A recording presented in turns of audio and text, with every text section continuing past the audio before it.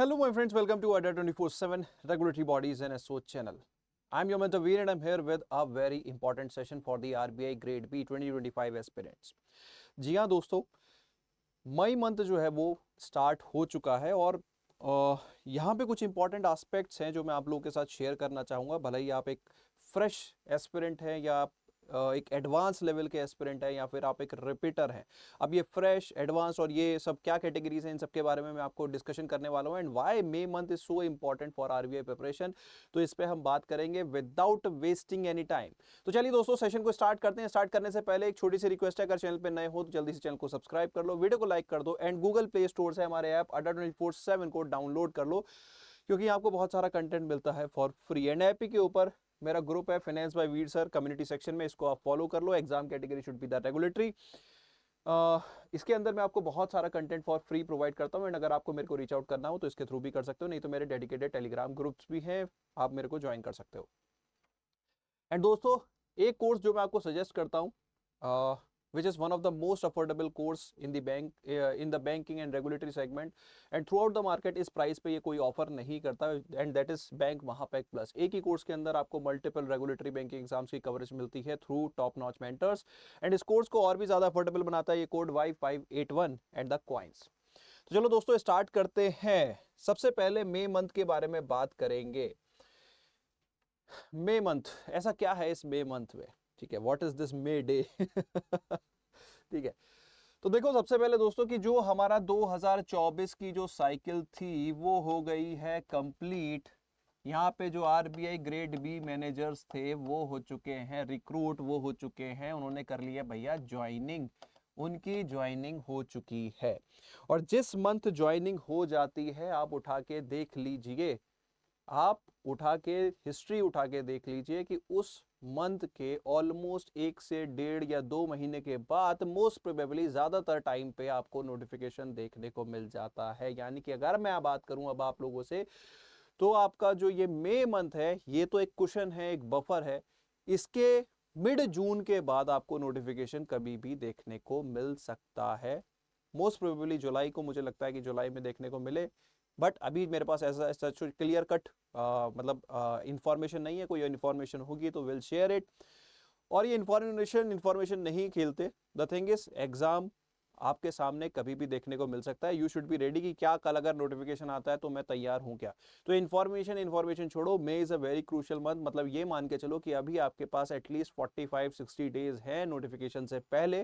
पहले आ गया तो और भी कम हो जाएंगे, अगर पहले आ गया तो आपके पास और भी कम दिन होंगे। तो अगर आप आरबीआई में चाहते हो अपना नाम, तो प्लीज बी सीरियस भैया, अब तैयारी स्टार्ट कर दो। और तैयारी स्टार्ट कैसे करनी है उसको मैं स्टेप बाय स्टेप बात करूंगा अभी, ठीक है।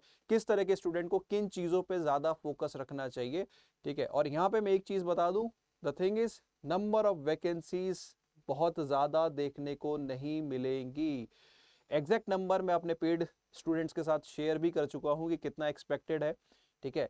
तो मैं उस चीज में नहीं जाता, ठीक है। बट ये मान के चलो कि वैकेंसी बहुत ज्यादा आपको देखने को नहीं मिलेंगी। सम टाइम मतलब आपको एक शॉक के तौर पे भी यहाँ पे कुछ देखने को मिल सकता है। तो चलिए उस बारे में बात नहीं करते। द थिंग इज, अगर आपको आरबीआई ग्रेड बी 2025 क्वालिफाई करना है और आप एक फ्रेश एस्पिरेंट हो, एक एडवांस एस्पिरेंट हो, या फिर एक रिपीटर हो, तो आपकी क्या अप्रोच रहनी चाहिए उसके बारे में बात करते हैं।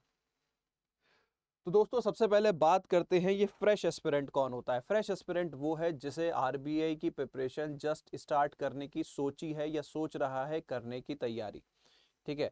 तो भाई आप इस रेस में सबसे पीछे हो। द थिंग इज, क्योंकि आपने अभी तक तैयारी स्टार्ट ही नहीं की है। There are so many student जो सालों साल इस एग्जाम की प्रिपरेशन कर रहे हैं। तो क्या मैं आपको डरा रहा हूं? नहीं, मैं आपको एक रियलिटी दिखा रहा हूं कि अगर आप अब भी लेट करोगे तो आप और भी रेस में पीछे होते चले जाओगे, क्योंकि आप ऑलरेडी रेस में बहुत पीछे हो, ठीक है। तो यहाँ पे अब आपको क्या करना है और कौन से सब्जेक्ट्स पे फोकस करना है, सबसे पहले फ्रेश एस्पिरेंट्स के बारे में बात करेंगे, ठीक है। तो फ्रेश एस्पिरेंट्स को क्या करना चाहिए? सबसे पहले आरबीआई ग्रेड बी एग्जाम को समझो, इसका पैटर्न क्या है, इसका सिलेबस क्या है, वो आपके दिमाग में एकदम फिट बैठा होना चाहिए। एंड जैसे ही आपको सब कुछ समझ में आ जाए, आप सिंपली सबसे पहले क्यूआरई पे फोकस कीजिए। लोग कहते हैं सर आप तो फाइनेंस एंड मैनेजमेंट के फैकल्टी हैं आप। द थिंग इज दोस्तों, मैं आरबीआई मेरी स्पेशलिटी है। इट्स नॉट लाइक कि मैं एक ही सब्जेक्ट का टीचर हूं तो मैं उसी के बारे में बात करूंगा। Regulatory exams are my speciality, I have guided so many students to reach their destiny. ठीक है, तो यहाँ पे मैं आपको बोलूंगा कि आप क्यूआरई पे फोकस करना सीखिए। उसका एक लॉजिक ये भी है कि यार देखो, सपोज क्योंकि आप ऑलरेडी, मैं देखो डिसहार्टन नहीं करूंगा, I would be realistic here as a teacher. ठीक है, मैं फेक प्रोमिसेस नहीं करता, मैं फेक मार्केटिंग नहीं करता, I am here to work on ground on reality. ठीक है, तो अगर आप क्यूआरई को अगर आरबीआई लेवल की तैयारी करोगे दोस्तों, तो बाई चांस अगर आरबीआई में ऊपर नीचे होता है, जो जनरली फ्रेश एस्पिरेंट्स के साथ हो जाता है, तो उनके पास बहुत सारे और भी ऑप्शंस होंगे। There would be SBI PO, अभी एसबीआई पीओ के बारे में अनाउंस किया गया है कि देयर वुड बी 18,000 वैकेंसीज, तो आप उस एग्जाम के लिए ऑलमोस्ट रेडी होगे।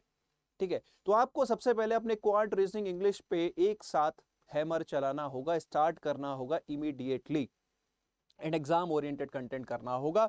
तो इसके रिगार्डिंग अगर आपको स्ट्रेटेजी चाहिए तो हमारे डेडिकेटेड फ्री सेशंस भी होते हैं, स्ट्रेटेजी सेशंस भी होते हैं हमारे चैनल पे, तो चैनल को जल्दी से सब्सक्राइब कर लो। इसके अलावा आपको करना होगा दोस्तों करंट अफेयर्स। अब करंट अफेयर्स में बच्चा कंफ्यूज रहता है, क्या करूं? ठीक है, तो करंट अफेयर के देखो हमारे चैनल पे डेडिकेटेड सेशंस होते हैं, banking and finance, ESI current affairs and as well as GA part. ठीक है, तो आप हमारे सेशंस को सब्सक्राइब कर सकते हो। ठीक है, उसके अलावा नहीं समझ में आता तो मार्केट में बहुत सारी स्टैंडर्ड मैगजीन है, फ्री मैगजीन्स हैं, कोई भी एक मैगजीन करना स्टार्ट कर दो। जब एक मैगजीन समझ में आ जाए तो उसको एडिशनल कंटेंट से फिर ब्रश अप कर सकते हो, उसको ऐड ऑन कर सकते हो, लेकिन पहले एक कंटेंट पे अपनी कमांड बना लो। दुनिया भर के डाइवर्जेंस पे मत जाना कि ये सोर्स करनी है, ये सोर्स करनी है। अगर देखो मैं आपको रियलिटी बताऊं, या तो आप ओरिजिनल सोर्सेज पे जाओ, लाइक आप पीआईबी पे जाओ, आप आरबीआई वेबसाइट पे जाओ, या फिर आप न्यूज़पेपर पे जाओ। ये 3 ओरिजिनल सोर्स होती हैं, और इन्हीं 3 ओरिजिनल सोर्स से मैगजीन्स वगैरह बनती हैं, जो हम भी बनाते हैं और बहुत सारे प्लेटफॉर्म्स बनाते हैं। तो आपको जो फ्री सोर्स दिखे आप वो कर लो, आप हमें फॉलो करना चाहते हो आप हमें फॉलो कर लो। द थिंग इज, करने पे ध्यान दो, डाइवर्जेंस पे ध्यान मत दो, क्योंकि ऑलरेडी काफी लेट हो, और लेट करोगे तो फिर प्रॉब्लम आ जाएगी। एंड एक सब्जेक्ट जो मैं इसके साथ आपको एड ऑन करने के लिए बोलूंगा, अगर आप कर सकते हो, अगर आपकी कैपेसिटी अलाउ नहीं करती तो भैया पहले इतने पे कमांड बना लो, इससे आपका फेज 1 की तैयारी हो जाएगी, मोर ओवर फेज 2 के करंट अफेयर की तैयारी भी आपकी हो जाएगी। लेकिन इंपॉर्टेंट थिंग इज, पहले फेज 2 में आने के लिए फेज 1 तो क्वालिफाई करना पड़ेगा ना, है ना?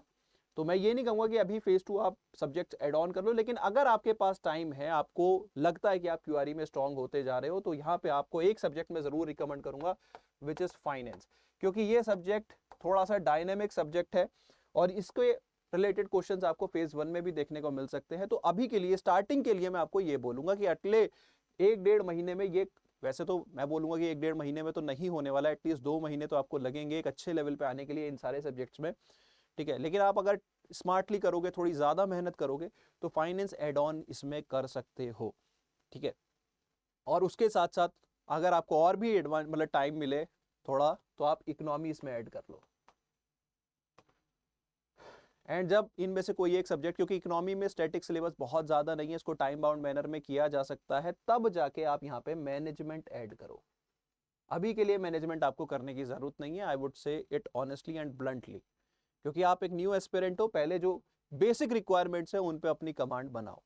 ठीक है, नेक्स्ट आ जाते हैं दोस्तों एडवांस लेवल के जो एस्पिरेंट्स होते हैं। एडवांस लेवल मींस वो अपनी प्रिपरेशन ऑलरेडी स्टार्ट कर चुके थे, 2024 की जैसे ही फाइनल रिजल्ट आया तो उन्होंने, या उसके पहले ही, मतलब मैं ये बोलूंगा कि जो जनवरी से या फिर जो दिसंबर से, या मतलब बेसिकली टाइमली उन्होंने ऑलरेडी सिलेबस स्टार्ट कर चुका है, वो अपने एडवांस लेवल ऑफ प्रिपरेशन पे हैं कि उनके एटलीस्ट 1, 2, 3 या 4 सब्जेक्ट जो है वो खत्म हो चुके हैं, एटलीस्ट फेज 1 के स्टैटिक सिलेबस खत्म हो चुके हैं, और नहीं हुए तो एडवांस फेजेस में है 70, मतलब सिंपल सा बोलो तो जिनका 60-70% सिलेबस खत्म हो चुका है, वो अब यहाँ पे क्या स्ट्रेटेजी फॉलो करें। तो देखो, उनको यहाँ पे मैं बोलूंगा, जो जो सब्जेक्ट्स आपके हो गए हैं, खासकर अगर फेज 1 में अगर आप एक एडवांस लेवल पे हो, तो यहाँ पे अब आप मॉक्स को अपनी प्रिपरेशन में इंटीग्रेट कर लो। यहाँ पे आप मॉक्स को अपनी प्रिपरेशन में इंटीग्रेट कर लो। ठीक है, जैसे सपोज आपका मतलब क्वांट रीजनिंग इंग्लिश, देखो आपको समझना पड़ेगा कि फेज 1 और फेज 2 सब्जेक्ट की रिक्वायरमेंट थोड़ी सी डिफरेंट है।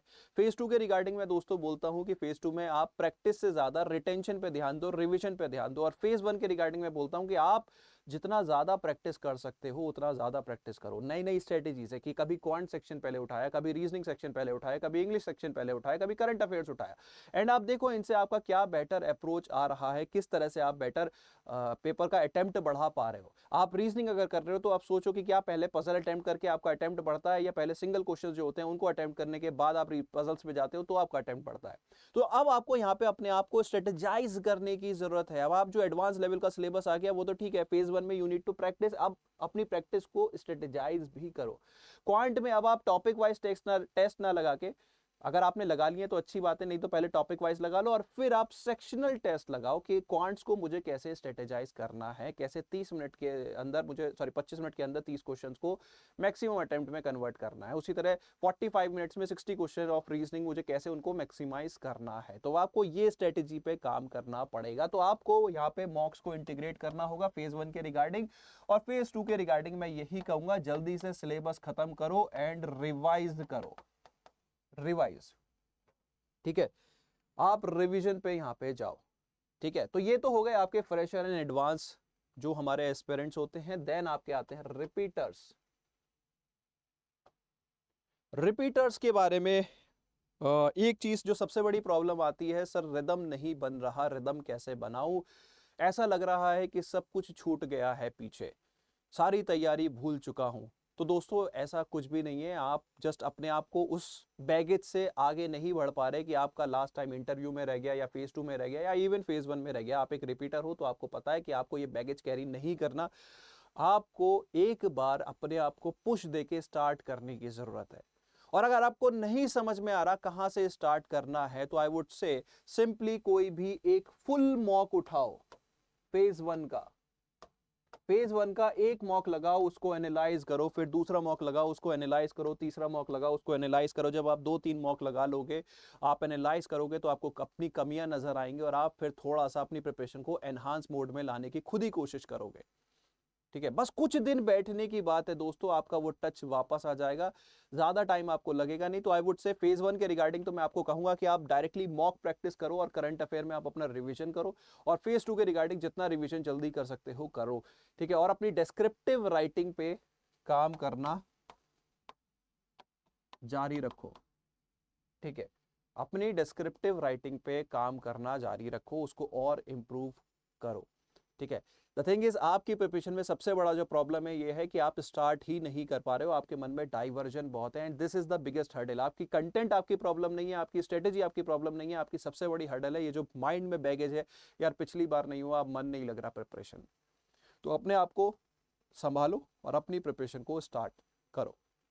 अब आ जाते हैं दोस्तों कंटेंट के बारे में। आई वुड बी ऑनेस्ट यार, ठीक है, कि देखो अगर आपको आरबीआई की प्रिपरेशन करनी है and you are a sincere aspirant, simple सी बात है, if you are a sincere aspirant तो we are here to assist you. आप एक फ्रेशर हो, आप एक एडवांस प्लेयर हो, या आप एक रिपीटर हो, अगर आपको कंप्लीट हैंड होल्डिंग चाहिए तो we at Adda 24/7 are here to provide you complete mentorship. कई बार क्या होता है, मेंटर की जरूरत पड़ती है, वो मोटिवेशन नहीं आता, वो कंटेंट नहीं मिलता, वो स्ट्रेटेजी नहीं आती। तो अगर आपको इन सभी चीज़ों की जरूरत है तो यहाँ पे हम आपको ऑफर कर रहे हैं अपना latest RBI grade B batch. मैं आपको दिखा देता हूँ। ठीक है, आपको हमारी वेबसाइट पे जाना है दोस्तों। अगर आप वेबसाइट पे जाओगे, रेगुलेटरी सेक्शन में जाओगे तो आरबीआई ग्रेड बी बैच आपको यहाँ पे दिखेगा। The latest one is RBI grade B P2I selection batch. इसकी क्लासेस 5 मई से स्टार्ट हो रही हैं and the prices are one of the most affordable. आप इसको एनरोल करना चाहते हो तो आपको यहाँ पे कोड यूज करना पड़ेगा Y581। ठीक है, as soon as you apply the code, 1 second, the prices will fall to 4500। और आप ऐप के थ्रू लोगे और हमारे सेल्स टाइम पे, हमारी सेल्स आती रहती है, उस टाइम पे लोगे तो prices would be to low, जो यहाँ पे दिख रही है इससे बहुत कम हो जाएगी। बट मैं सजेस्ट करूंगा यार, देखो थोड़ा सा अगर आप एक्स्ट्रा पे कर सकते हो तो go with the bank Mahapack plus, क्योंकि कई बार हमें मल्टीपल एग्जाम्स की प्रिपरेशन करनी पड़ती है और हमारा महापैक प्लस सभी बैंकिंग रेगुलेटरी एग्जाम्स की कवरेज आपको प्रोवाइड करता है। ऑलमोस्ट जो भी हमारे फ्रीक्वेंट एग्जाम्स यहाँ पे होते हैं like SBI, IBPS, RBI, SEBI, IFSCA, IRDI, तो सभी exam and one of the most affordable price in the market. ठीक है, तो चॉइस इज योर्स दोस्तों, स्टार्ट करना है कर लो। और अपने कोर्सेज की सबसे बड़ी एडवांटेज ये होती है दोस्तों कि हम आपको एक लाइव एनवायरनमेंट में कंप्लीट हैंड होल्डिंग प्रोवाइड करते हैं रिलेटेड टू कंटेंट। आपको पूरा कंटेंट लाइव एनवायरनमेंट में पढ़ाया जाता है from scratch to finishing line. ठीक है, तो इसी के साथ सेशन कर रहा हूं रैप अप। समझ में आया हो तो do let me know in the comment section, और do also let me know कि आपको प्रिपरेशन में कहां प्रॉब्लम आ रही है, क्योंकि आपकी जो प्रॉब्लम है उसी का तो सॉल्यूशन हम आपको प्रोवाइड करेंगे। तो प्लीज अगर इसके बाद भी आपकी प्रॉब्लम है तो कमेंट सेक्शन में बताना, सर मेरे को ये प्रॉब्लम आ रही है, और इंडिविजुअल लेवल पे मैं आपको जरूर रिप्लाई करूंगा। तो इसी के साथ सेशन कर रहा हूं wrap up. Wish you all the very best, thank you so much, see you in class. The classes are starting from 5th of May।